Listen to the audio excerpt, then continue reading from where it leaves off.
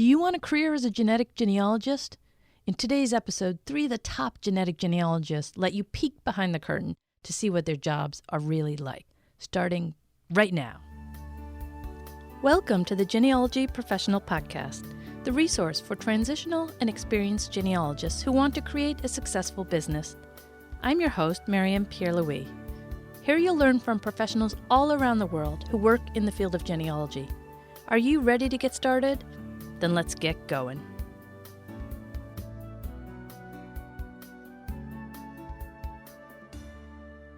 Welcome to the Genealogy Professional Podcast. Today we're having a panel discussion on the topic of careers in genetic genealogy. With me are 3 genetic genealogy experts, Angie Bush, Blaine Bettinger, and Diahan Southard. Angie Bush is a genetic genealogist at AncestryProGenealogists, and she is also on the board of directors for the National Genealogical Society. Diahan Southard is a leading voice for consumer DNA testing from her position as founder of Your DNA Guide. She is also the author of Your DNA Guide, the book. Blaine Bettinger is the founder of DNA Central, the blogger behind The Genetic Genealogist, and the author of the Family Tree Guide to DNA Testing and Genetic Genealogy. All 3 are sought-after speakers in the United States and internationally. Diahan, Blaine, Angie, welcome to the Genealogy Professional Podcast. Thank you, Marianne. It's great to have the 3 of you here, and I'm looking forward to a discussion that's going to help our audience understand the pathway that they need to take in the event that they want to become a genetic genealogist.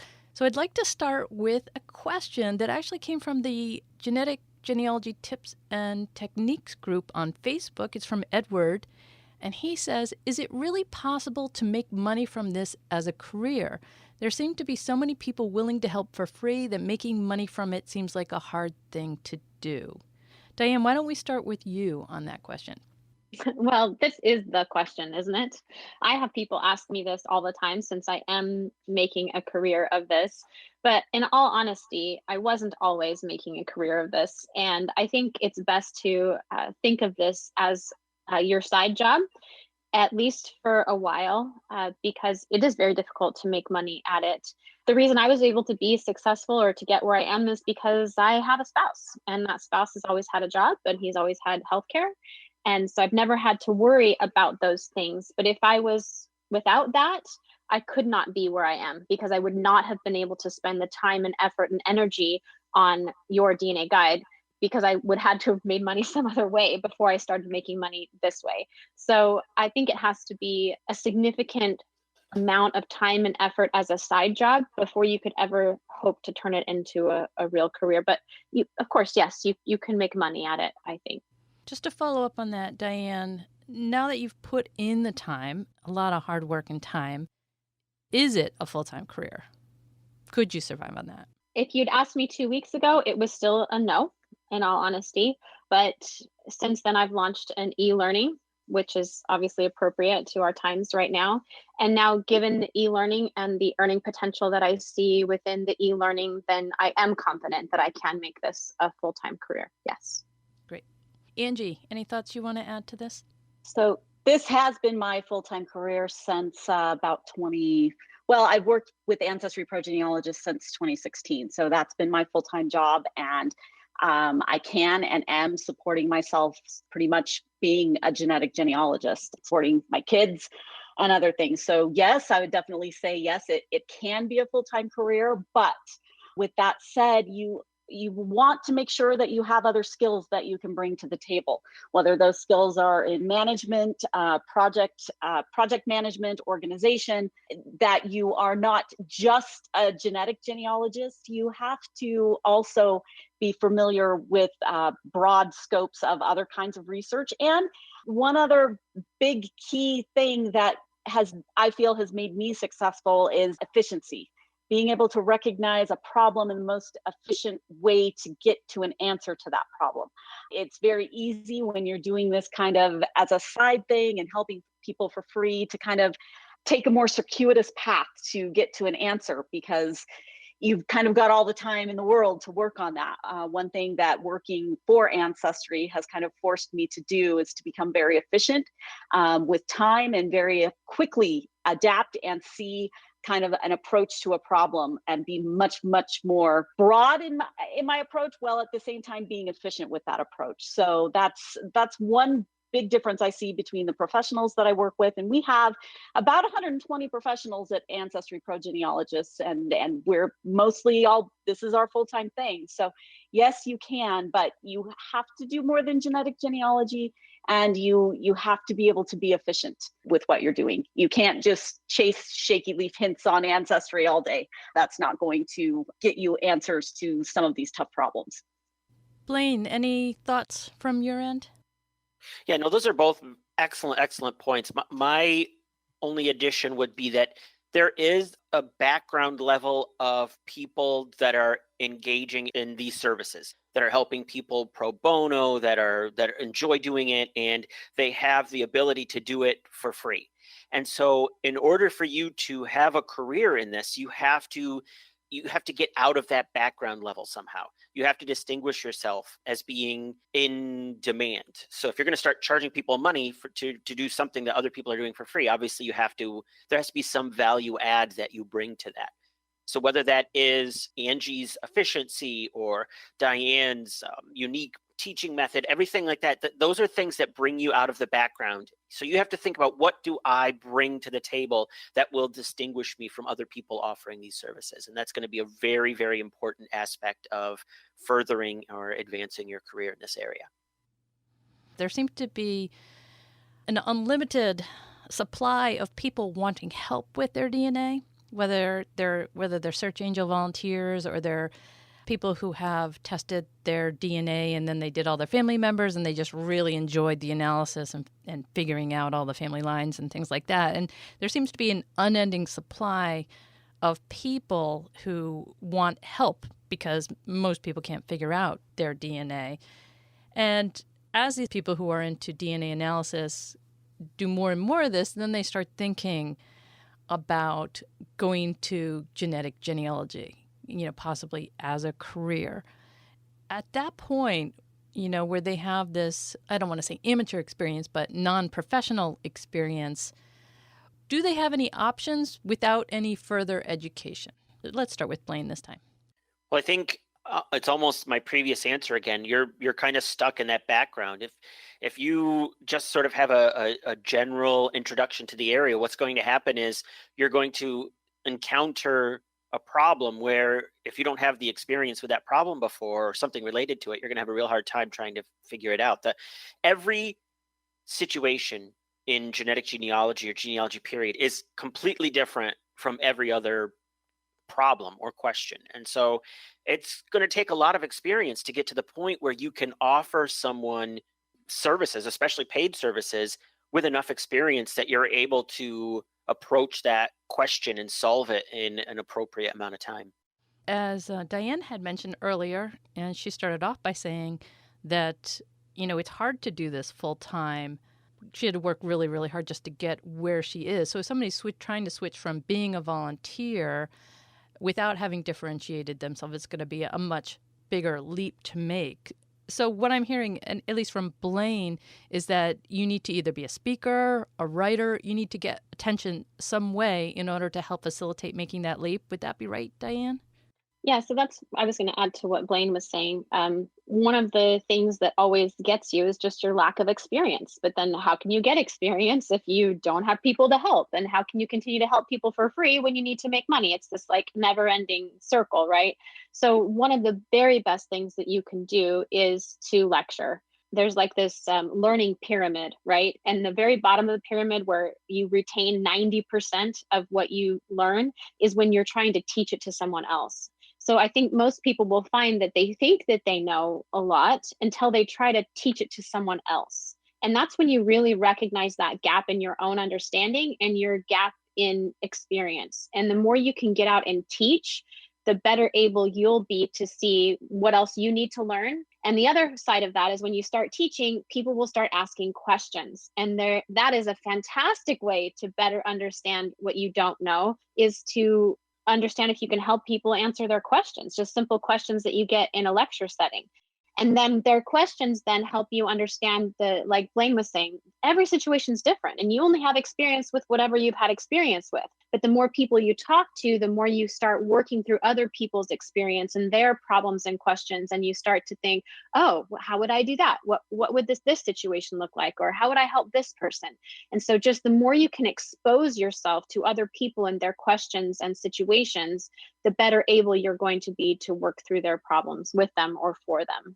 And Angie, what about you? With people who are coming to AncestryProGenealogists looking for jobs, are these people who already have experience speaking and writing, or do you get a bunch of people who are coming right from the novice level, not sure, and so they apply for a job? We get a lot of people who are kind of that novice level. You know, they've helped a few people, or they've spent years researching their own family tree. And like Diane was saying, you need to have a broad base of different kinds of problems to really be successful. So I would say, you know, you asked earlier, can you really make a career in genetic genealogy?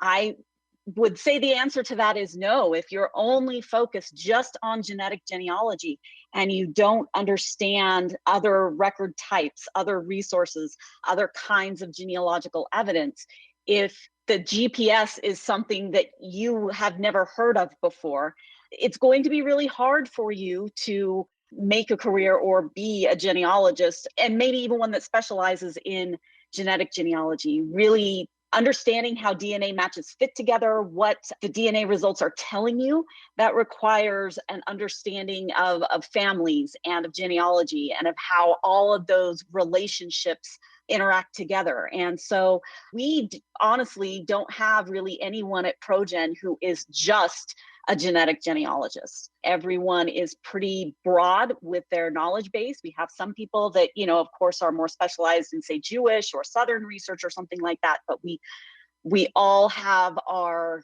good foundation of how to do genealogical research. All right, since you're the first to toss out the acronym GPS, you get the pleasure of explaining to our audience what that is. So the GPS is the genealogical proof standard. I kind of like to think of it as the scientific method for genealogists, but it involves, you know, doing reasonably exhaustive research, then citing the sources or the evidence that you look at, analyzing and correlating that evidence, and then writing that information up into a sound conclusion. So those are kind of the steps of the GPS, and it's kind of a cyclical type process, and each of those things play off the others. You need to be able to go through that research process. Another thing that we look at too, although we don't require at Ancestry that you be an amazing writer, if you have experience writing things up and explaining things to other people, that's certainly going to play to your advantage. One thing I have noticed is a lot of times people, they'll come up with an answer, with a conclusion, but they can't always explain how they got to that conclusion. So again, like Diane was mentioning, teach, lecture, have people ask you questions and answer those questions. And then if you can write those things up, you know, in my mind, sometimes giving the presentations that I give, that's kind of like writing up my conclusion. You notice kind of the holes, you notice the process, and you become a better genealogist with all of that. Sounds like having a blog is a really good idea for somebody who is on the genetic genealogist pathway, because you can discuss your projects and write them up and write your conclusions and get feedback from other people. And that would be a good way not only to demonstrate your writing skills, but demonstrate your understanding of the GPS. And it sounds to me like that would be a good way to show an employer what you can do. I echo the need to be able to write. I tell my kids all the time, the very most valuable class I ever took was my high school English class, because he forced us to write every single day. We had to write something.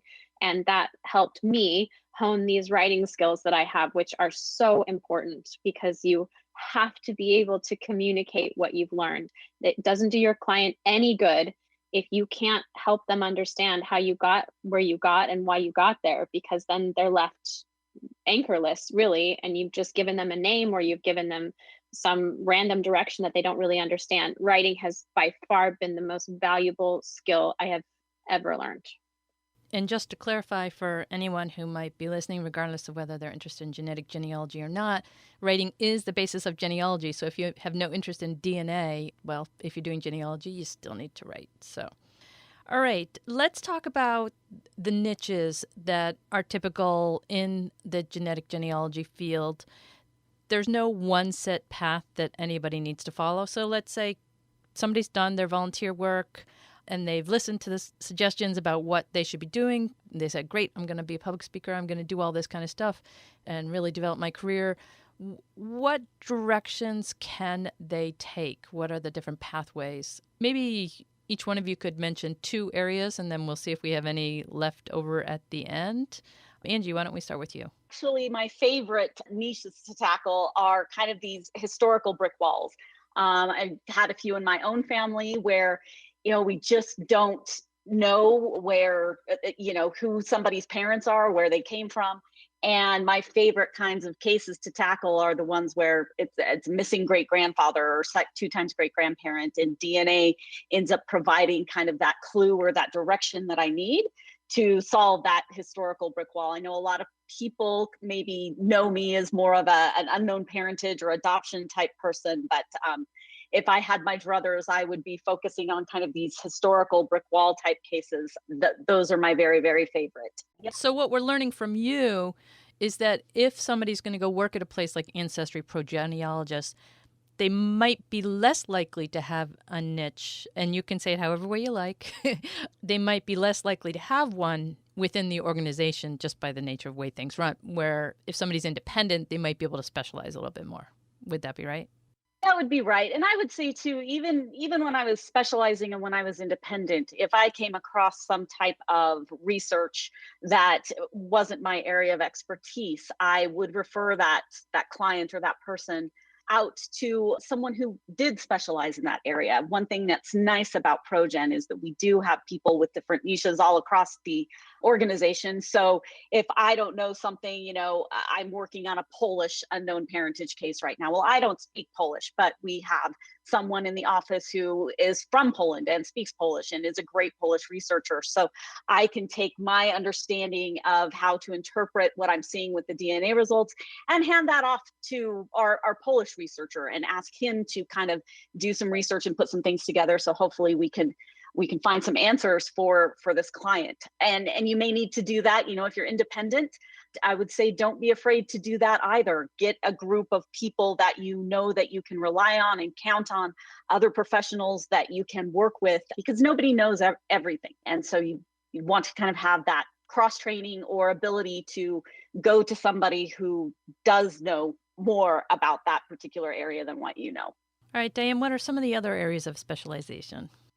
Well, I think one that maybe we don't think about that often is Y-DNA. So Y-DNA is still a really valuable form of research, especially when you're looking at relationships that may be farther back than our traditional, maybe 6 generations that we consider for autosomal DNA. But Y-DNA is a great area, I think, for specialization, and we could use some more people in it, in all honesty.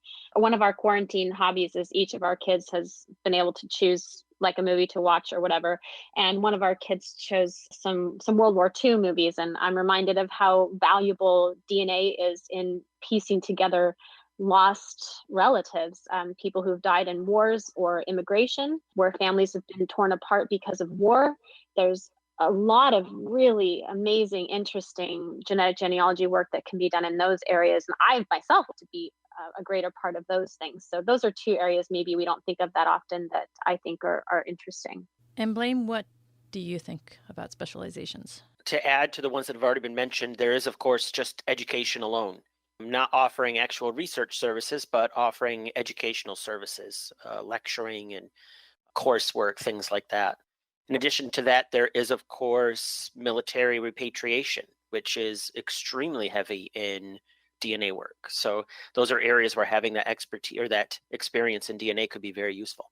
All right, I'm going to just toss out a couple others here, and you can finesse these for me if you like. From my recent discussions online, I see that people are now applying genetic genealogy to lineage applications for like the DIR.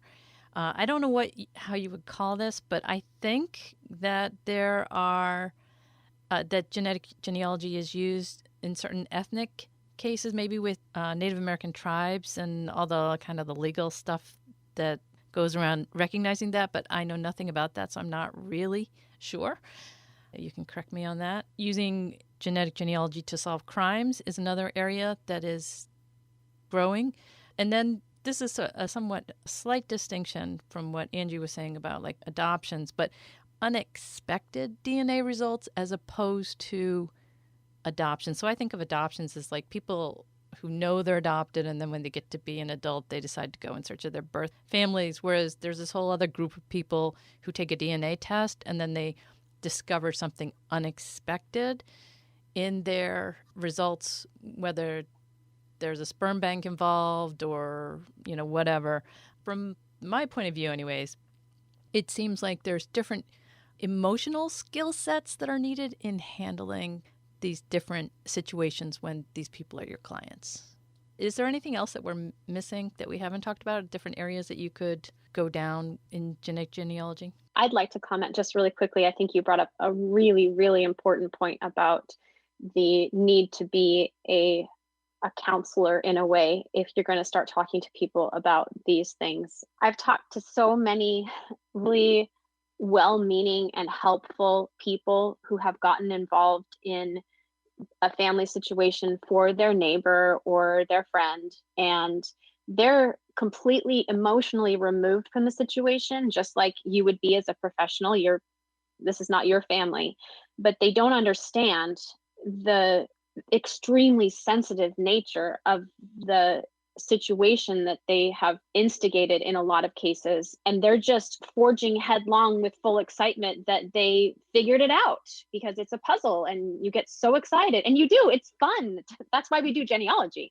It's fun to figure out these puzzles, but there is a huge other piece when you start working with people who are finding biological family members, and you have got to really, really be sensitive and understand that it's not about you. It's not about the excitement of figuring it out, but these are our family relationships that are going to take time and that you need to not be involved in, honestly. And I think that there's a lot of ethics that you need to review and to be in play if you are going to start helping people who are finding their family in using DNA testing. Blaine, were you going to add something to this discussion? Yeah, I was going to say, don't be afraid to create your own niche, right? So if you spot something, an area where you think you can make a difference or you could offer something that other people aren't offering, the field is so new right now that it's not as if all the niches have been created. So don't hesitate to forge your own path. Let's stick with you, Blaine. Somebody has done some volunteer work and they want to take advantage of classes or further education and explore this pathway some more. What are the options? What should be their first steps? The options are practically unlimited. There is so much educational opportunity in the world of DNA. It is unbelievable. And that's because the demand is so big, not necessarily for forging a career, but for understanding what in the world DNA is and how to use it. So I guess I would start with the absolute beginner. You have your results back and you need to know what to do with them. And then that would progress to maybe having a career. So there are all sorts of online opportunities, starting with ones that are free. Although I would say if you're really serious about working with DNA and ultimately following a career, you have to realize that to get the type of education you need, you are going to have to pay for that education, just like we do any other type of education. So there are all sorts of webinars. There are numerous DNA webinars at Legacy Webinars, for example. There are YouTube videos, although you do need to be careful. You want to make sure you vet the names a little bit to make sure that what you're getting is good content. There are week-long institutes in several places around the country dedicated solely to DNA. I coordinate a couple of those courses myself in Pittsburgh every summer. And so there are just numerous opportunities. Diane and I both, for example, have books that are available that I think are a good place, especially for beginners to get started. So it's almost unbelievable. When I think back, and I started blogging in 2007, and the reason I started my blog is because there were no educational opportunities. I had to educate myself because I couldn't find what I needed. But now it's just everywhere, and I think it's truly, truly amazing. It's just unbelievable what fantastic resources are out there. So one thing you didn't mention was DNA Central. You want to just tell us what that is?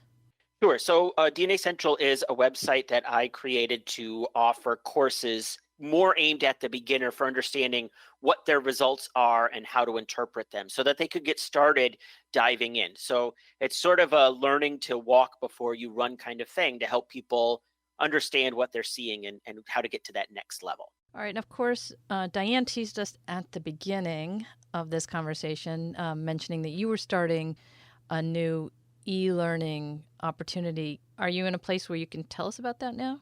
Yeah, so I launched a pilot, which is going to start next week, and the pilot just has a few people in it. Really, I want to test out this idea before I get a whole bunch of people involved. But essentially, the idea is that we can make learning much more hands-on. I call it an all-in hands-on workshop, and so it's 5 weeks long, and it's just once a week for 5 weeks. So I found that usually when I teach, people just get overwhelmed because it's too much information to all at once.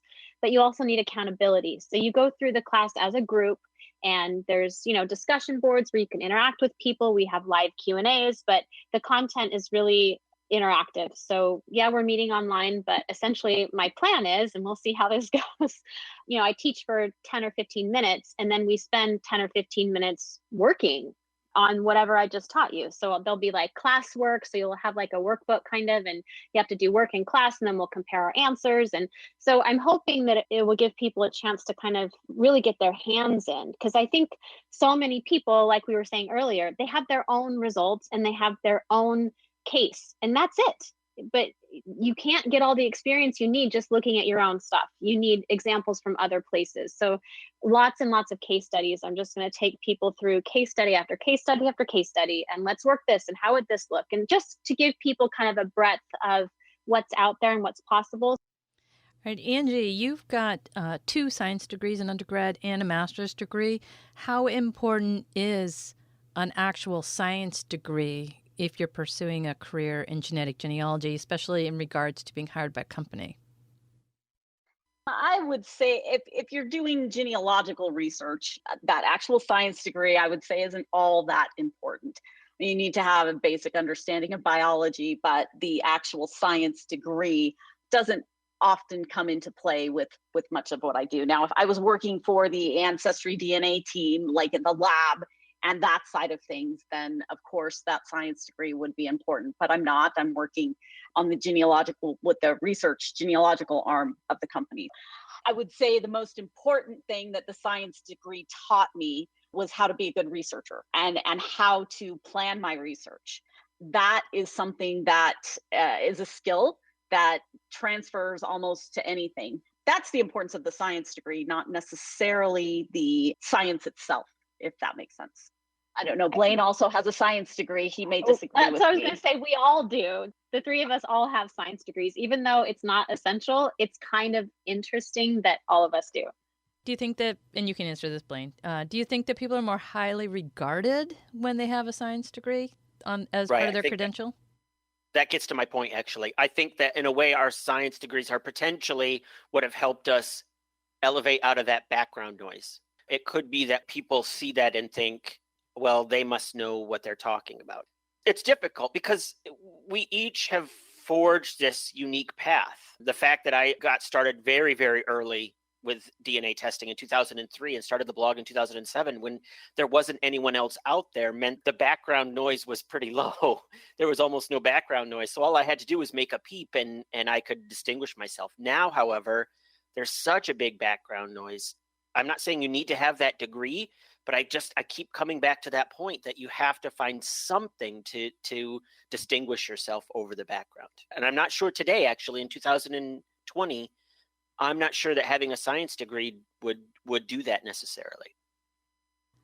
I imagine that there's quite a bit of difference in terms of what you do as a search angel or a DNA volunteer than what you would do either as a genetic genealogy employee or a person who's working independently getting clients. Can you guys touch on the difference in the scope of work? One of you had mentioned at the start, when you're a volunteer, you can spend it was probably Angie. You can spend a lot of time working on something, but when you're actually working and getting paid, you can't. So what does it look like, when you're doing this professionally compared to when you're doing this as a volunteer? And Diane, you want to start with that? Yeah, I think, Angie's point is the most relevant here, that if you're working for a company, then you can't afford to take too long because the company will stop giving you business because you're not producing results for your client, you're charging them too much. On the other hand, if you're like me, you're working independently, you have to realize, especially at first, that if you charge someone for, say, 10 hours of research, you're going to be doing 30. And that's why it's so hard to make money at this, is because at first you don't have the efficiency that I have and that Angie has and that Blaine has. You won't be able to look at a case and know exactly what to do. You're going to spend a lot of time going down the wrong path.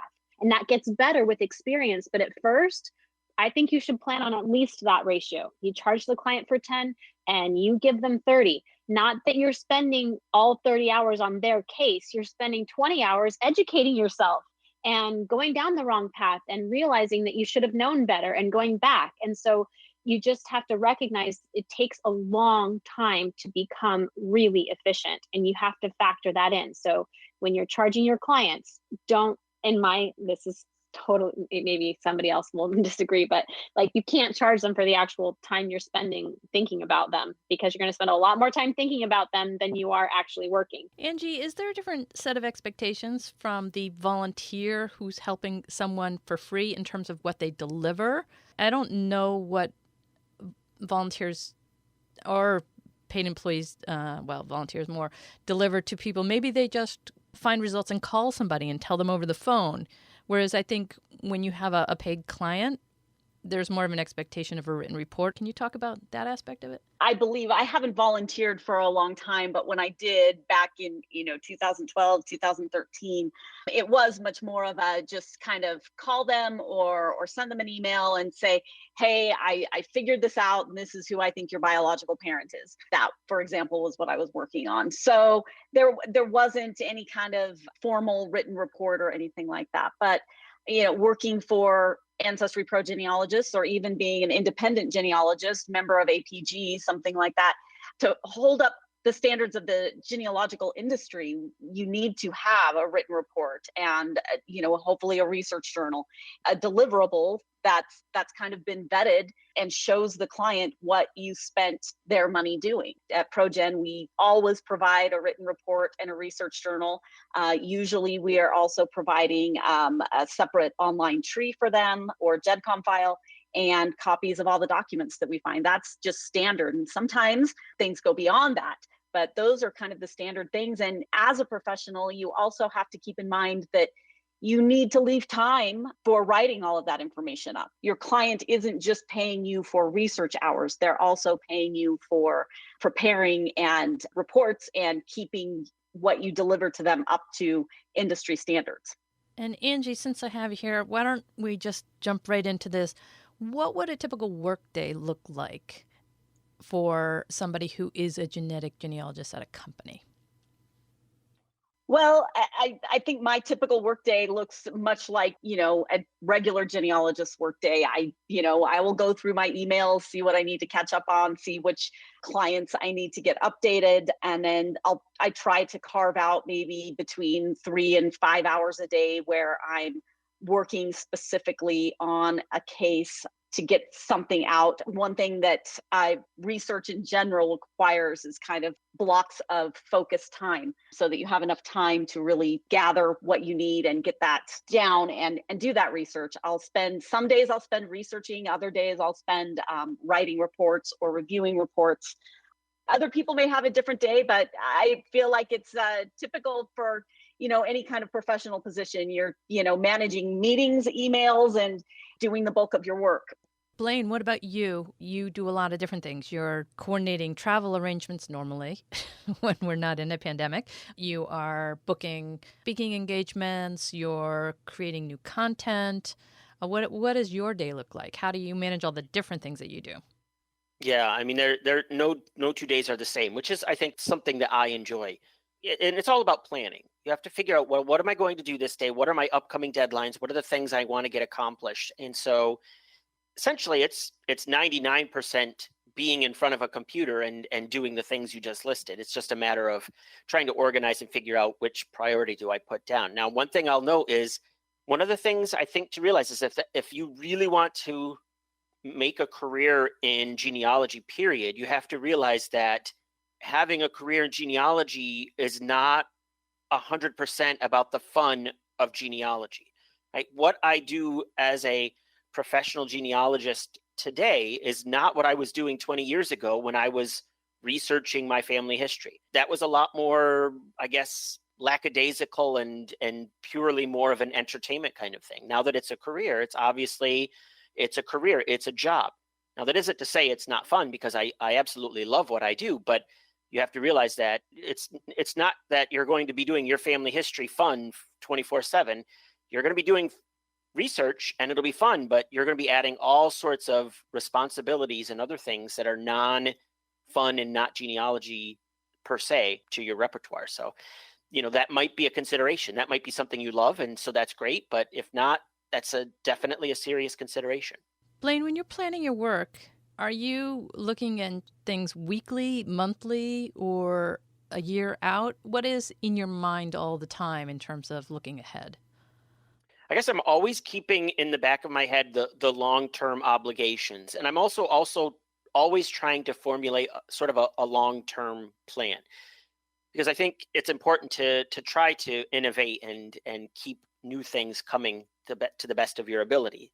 That being said, those are sort of in the back of my head kinds of things. And honestly, something that I've been thinking about lately is I would like to do a better job. I think we can all do a better job of organizing and doing long-term planning. So I would actually like to start working with someone in long-term business planning to help me become more regimented. So the more regimented you are about your 5-year business plan or your 1-year business plan, I think the better off you're going to be. I'm so busy traditionally that because this isn't my only job. I have the 2 jobs, of course. I'm also an intellectual property attorney. So it's, unfortunately for me, it's more of a week to week or day to day kind of thing, whereas I would like to do more of a transition to a long-term plan. So even those of us that have been doing this now for almost 20 years, I think we still have room for improvement. So definitely something to think about.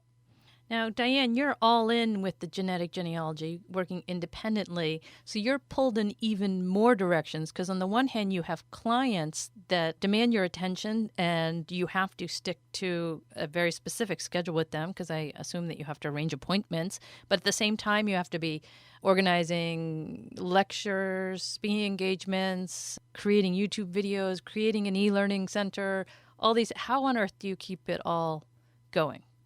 I don't. That's the secret. Something always drops. I have a lot of ideas, so many ideas. I'm an idea person, and I have to let a lot of those ideas fall by the wayside. Like, for example, with this e-learning, I had all of these visions of all the things that I wanted to do with it, and so many of those ideas have had to be cut. I just can't get anything out if I'm constantly wanting to make it amazing. Not that the current isn't amazing, but it's not what I originally had in mind. And that's been something I've just learned about myself, my own personality, that I've had to try to overcome.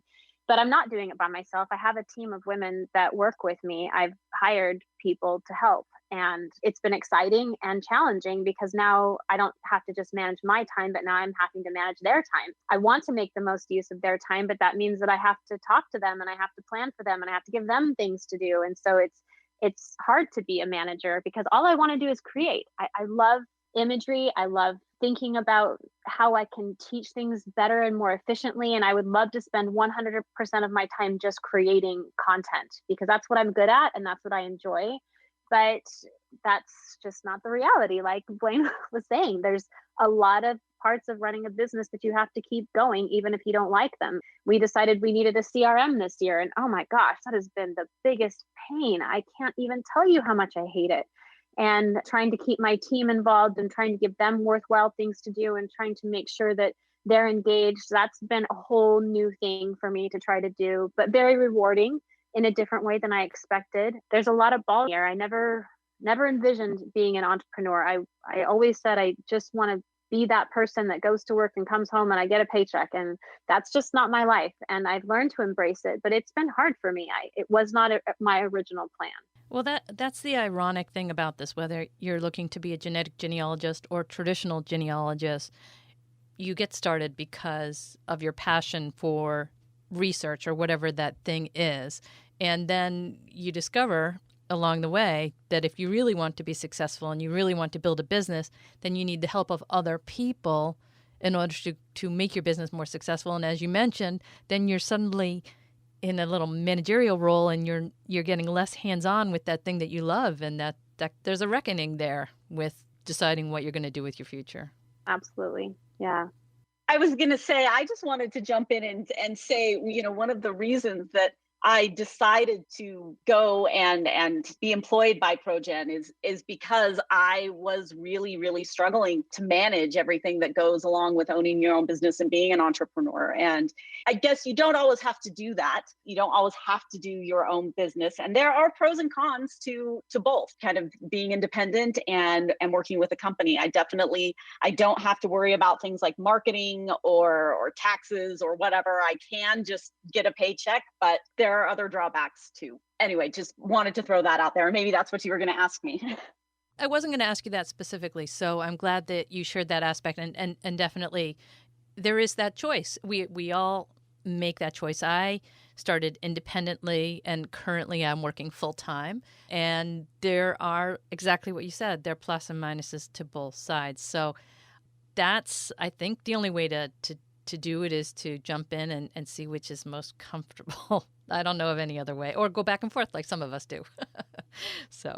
But what I was going to ask you, Angie, is what do companies look for when hiring a genetic genealogist? Well, I don't know that they look for anything in specific when hiring a genetic genealogist. When we're hiring, we look for people who kind of can demonstrate they can successfully manage their time. That's one big thing that we look for is successful time management. How do you look for that?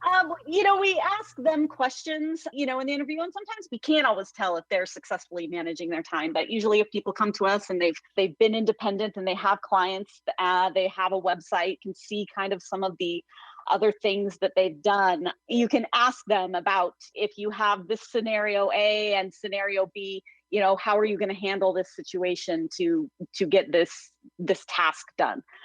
Kind of what their responses are in circumstances like that. But we look for, we do look for genealogical skill. Well, we don't require, that people have a degree or that they're credentialed either with the CG or an AG.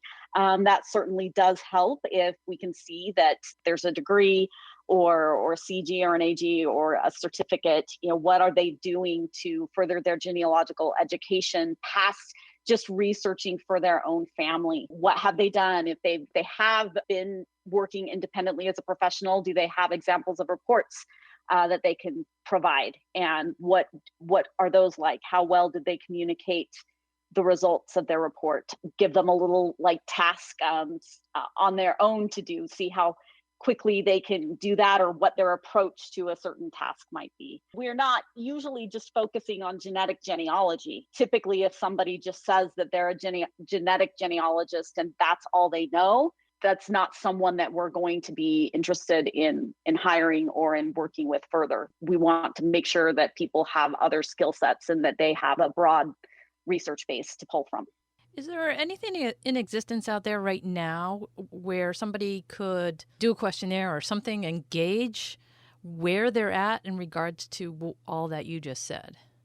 I don't know of one. I know that people have asked about that in the past, just because they want to know, do I really know what I think I know? And I think that it would be something good to put together. That's why, the CG or the AG, we kind of can use that as a proxy a little bit, because you have to be able to have certain skills or do certain things to be credentialed or to complete a degree program. So sometimes we can use that as a proxy. We will ask things like they've been to courthouses, if they've looked at microfilm, those types of things. Because if you've got someone that has never been to a courthouse or never put up a roll of microfilm on a microfilm reader, that's going to be someone that probably doesn't have the experience or that broad base of knowledge that we need. If they've only used Ancestry for their searching, sometimes it's funny because people think that only using Ancestry, it's like, oh, I'm devoted to Ancestry, but we want to know that you're aware of other websites, other sources of information, and know how to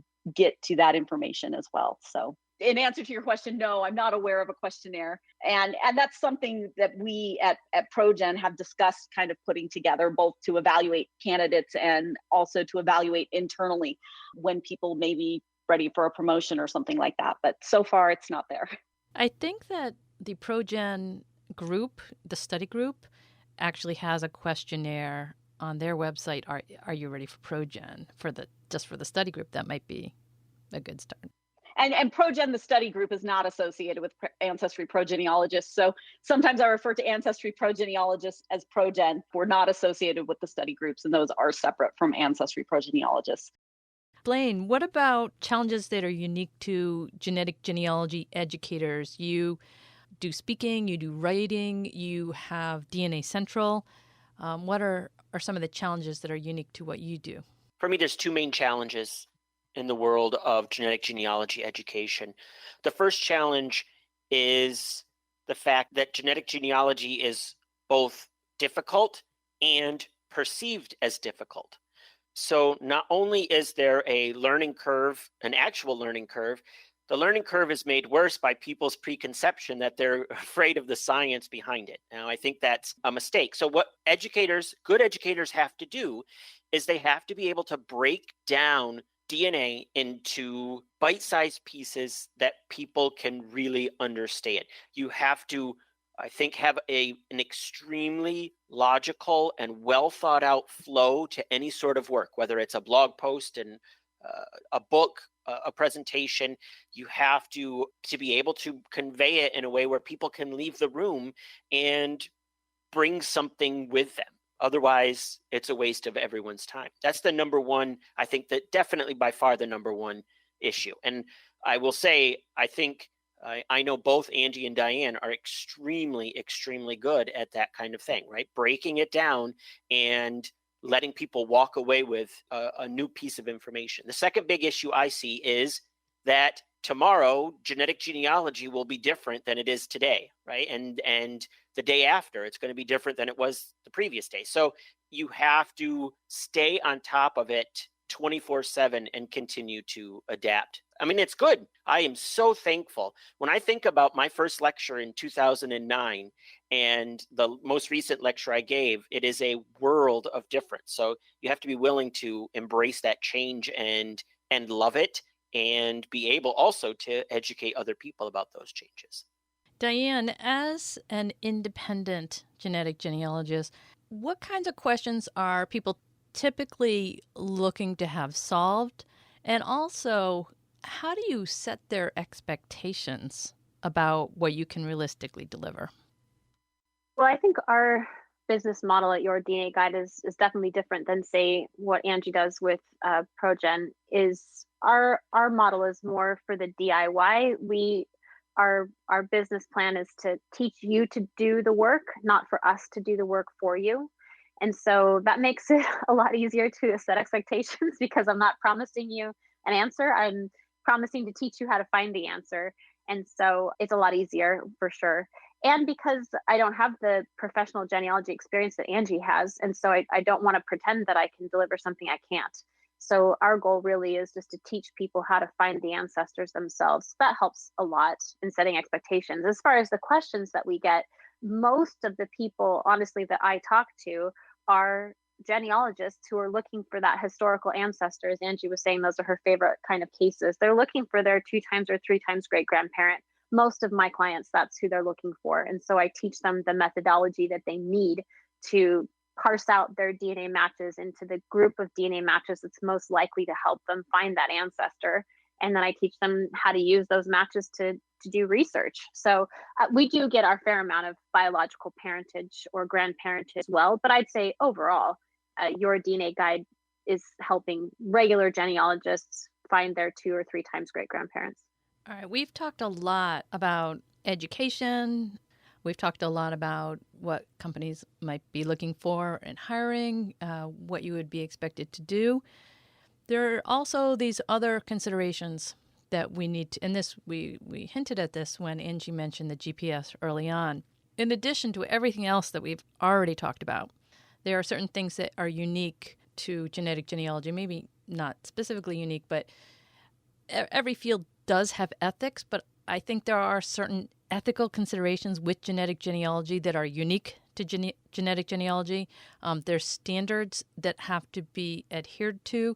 And then there's also client privacy, whereas most every industry does have protocols for client privacy. It's a whole new level with genetic genealogy. Who wants to tackle this one first? And maybe each one of you could take one of those, and who wants to go first on this topic? Because it's kind of a big topic, but it's really, really important, I think, for people who are thinking about getting into this field.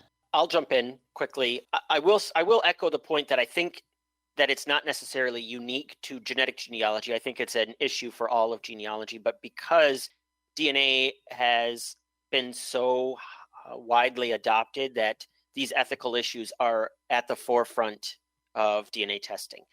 And as someone that has personally discovered enormous surprises within his own family, including finding a half-brother I didn't know existed, it is something that I understand very, very well, the need to know and recognize on day one that if you are going to do this as a professional, you are without question frequently going to encounter surprises, and ensuring that clients understand that going into this is tantamount. If you're not doing a good job of explaining to clients the potentials, then you are building yourself up for some potential problems. The ethical issues are huge because DNA is such a powerful tool for uncovering family secrets. Now, that being said, a lot of times I think clients are coming to us because they are in the middle of that process.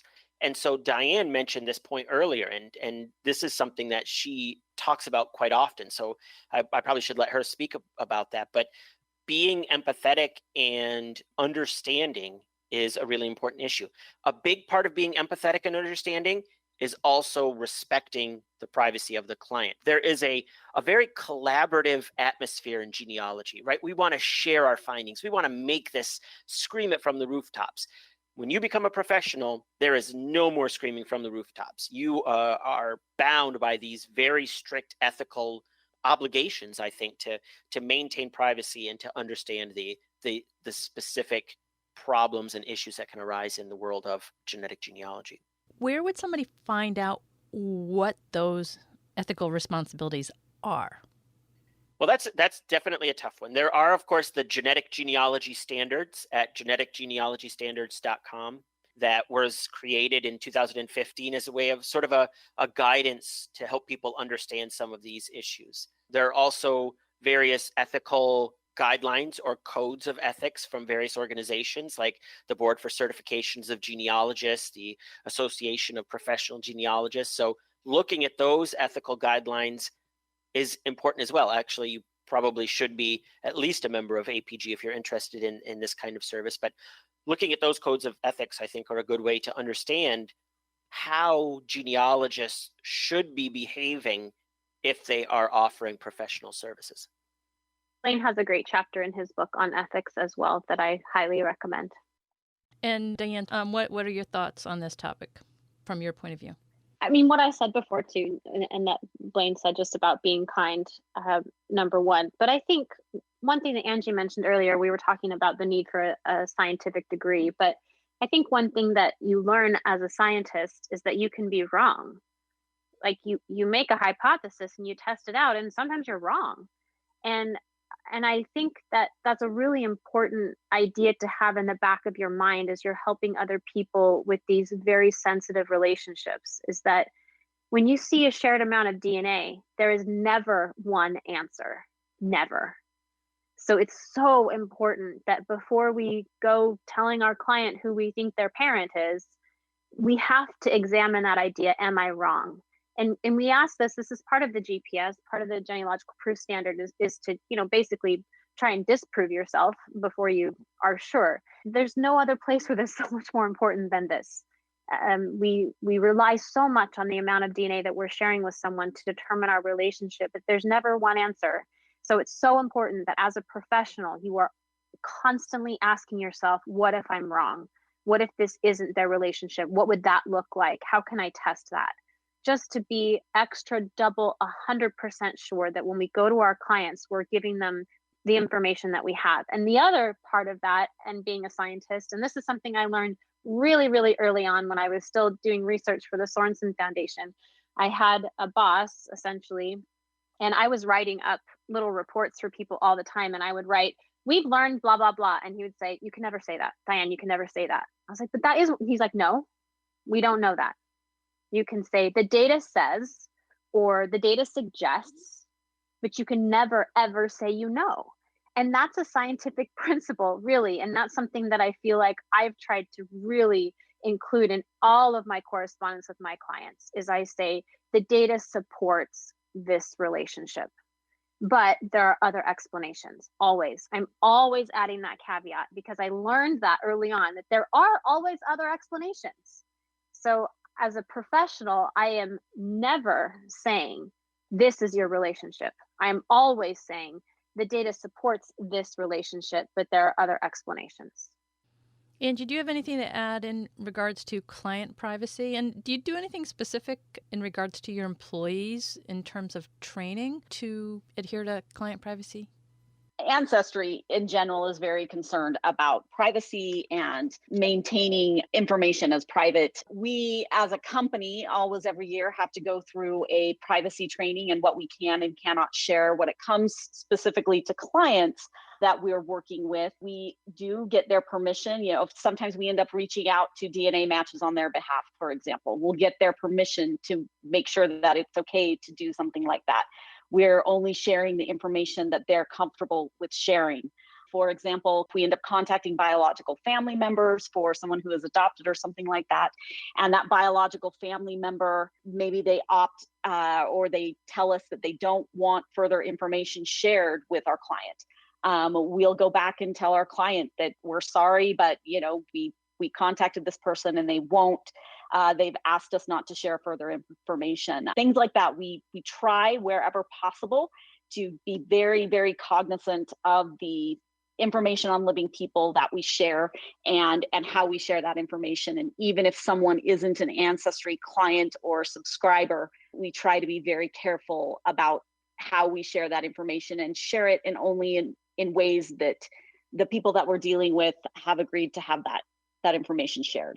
With that said, of course, there are a lot of ways to find information through social media, through online phone book type sites like Been Verified and others. So, even if we're careful about sharing that information, you can still find people in other ways. But you do want to be cognizant of that. You want to be careful. I know I worked on several years ago an update to the guidelines for sharing information with others that the National Genealogical Society puts out. And you just want to be careful and respect restrictions on sharing information that individuals may or may not want to have shared. You want to make sure you've got consent to share the information that you do share.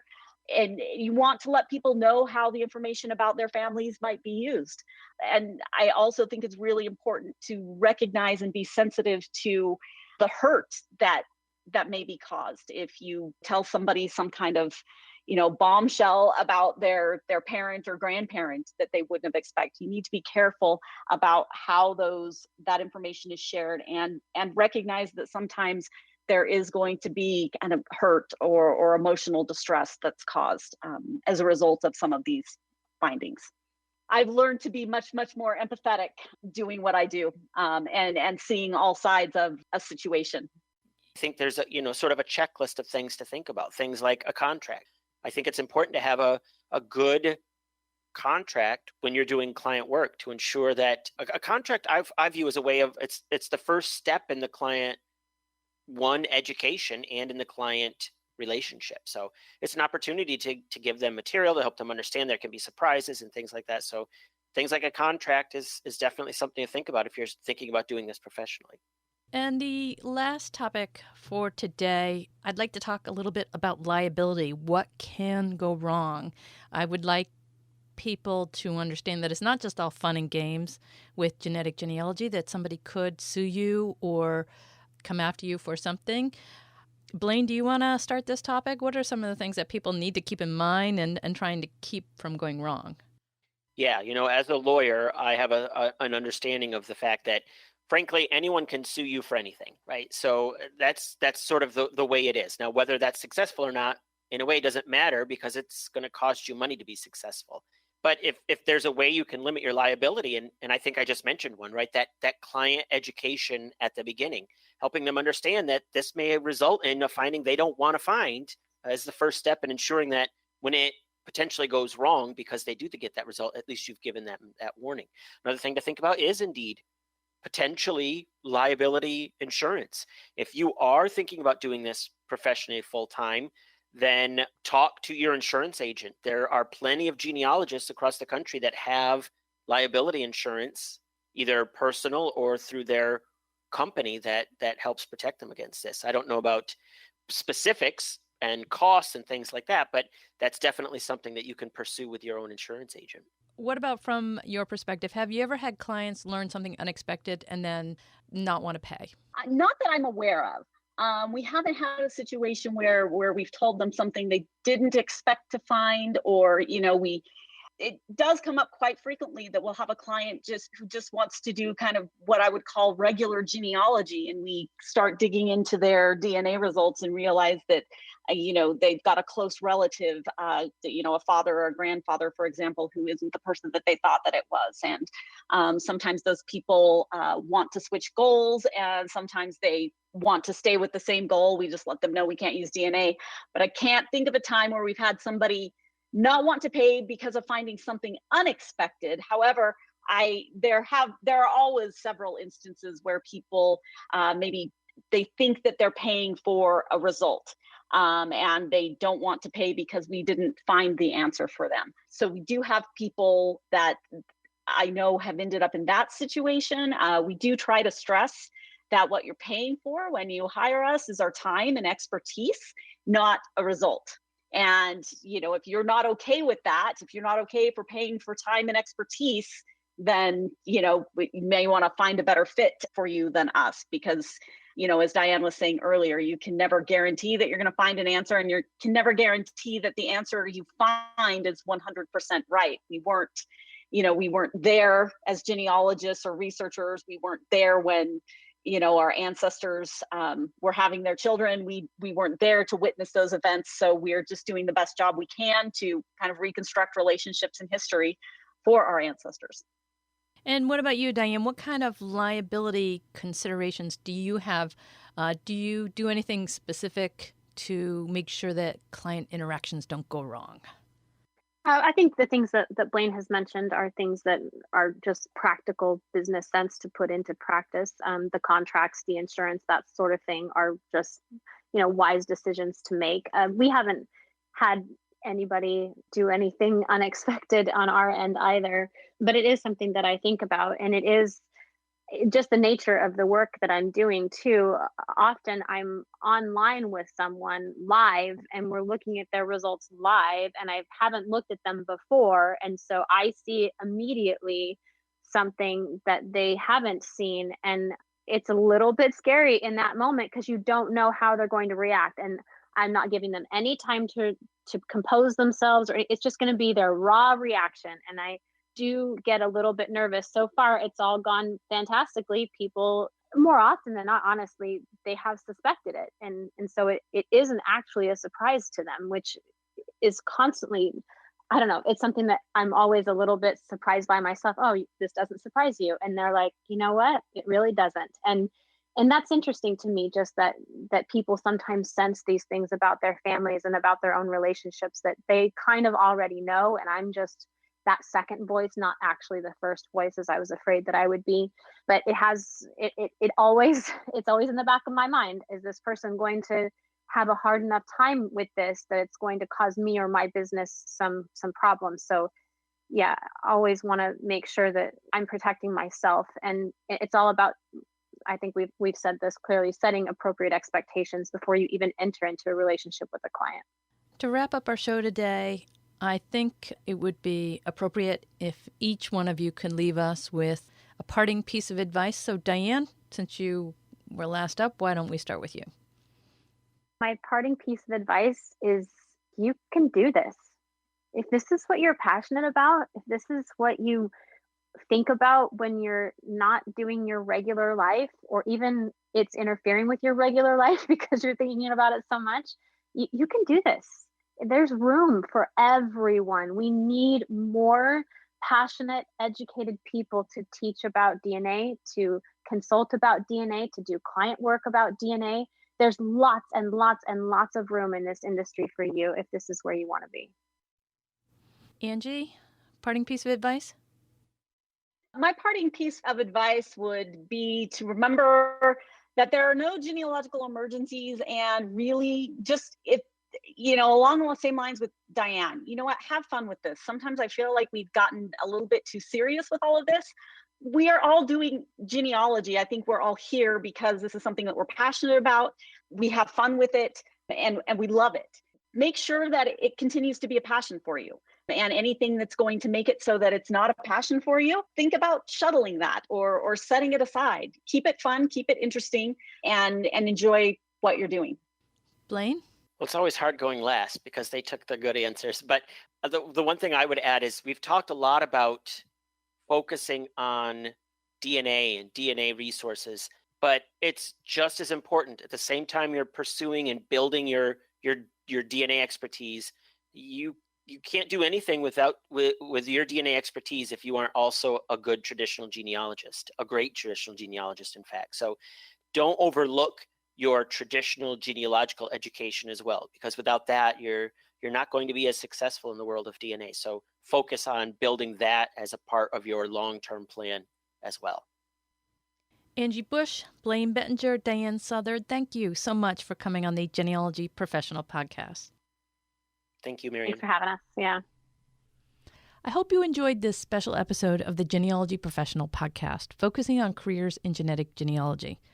Blaine, Diane, and Angie taught us so much about what it's really like to pursue this career.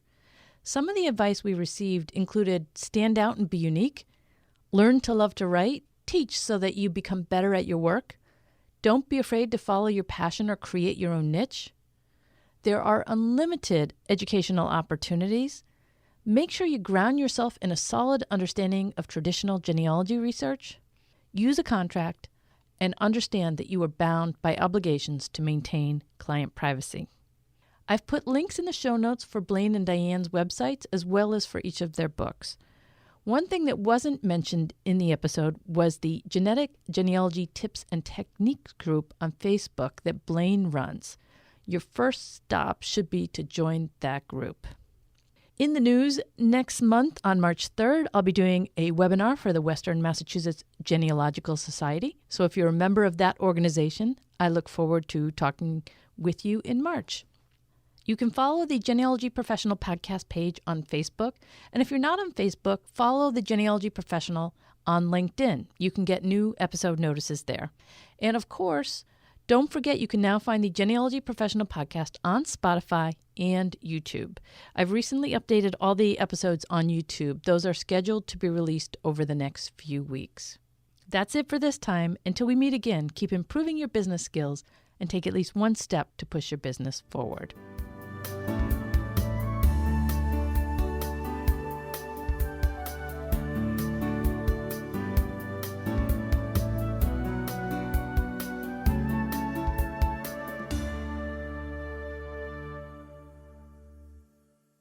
The Genealogy Professional Podcast is a production of Fieldstone Common Media. Copyright 2020. Executive producer, Miriam Pierre-Louis. Creative producer, George Edwards. Technical director, Jean-Luc Pierre-Louis Jr.